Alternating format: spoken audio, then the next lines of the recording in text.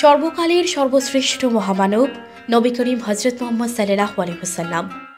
পৃথিবীতে নবী রাসূলদের আগমনের ধারাক্রম মুহাম্মদ সাল্লাল্লাহু আলাইহি ওয়াসাল্লামের মাধ্যমে শেষ হয়েছে। তারপরে আর কোনো নবী আসেনি পৃথিবীতে। তিনি সমগ্র মানবজাতির জন্য প্রেরিত হয়েছিলেন। রাসূলুল্লাহ সাল্লাল্লাহু আলাইহি ওয়াসাল্লাম ছিলেন আনুগত্যের জন্য সর্বোত্তম ব্যক্তি।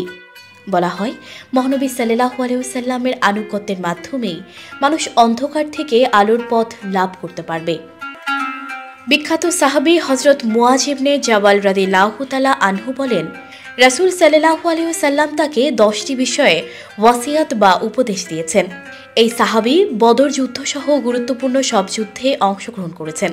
তাকে যে 10টি বিষয়ে ওয়াসিয়াত দেওয়া হয়েছিল তা হলো, আল্লাহর সাথে কাউকে শরীক করা যাবে না।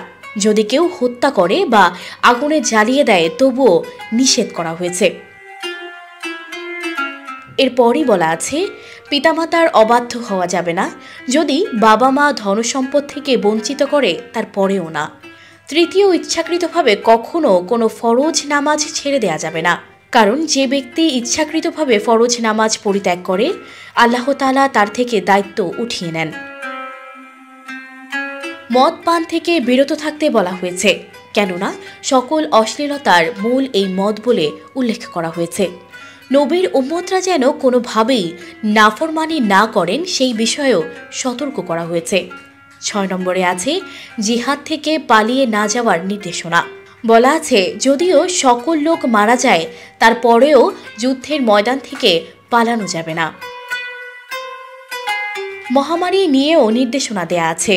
মহানবী বলে গেছেন, কোনো এলাকায় মহামারী ছড়িয়ে পড়লে সেখান থেকে পালিয়ে যাওয়া উচিত হবে না। এছাড়া নিজের পরিবার পরিজনের জন্য শক্তি সামর্থ্য অনুযায়ী খরচ করতে বলা হয়েছে। এমনকি পরিবারের লোকদের আদব কায়দা শিক্ষার জন্য কখনো শাসন থেকে বিরত না থাকার অনুরোধ করা হয়েছে। সবশেষ 10 নম্বরে বলা আছে, আল্লাহ তাআলা সম্পর্কে ভয় প্রদর্শন করতে থাকবে যেন মানুষ সঠিক পথে থাকে।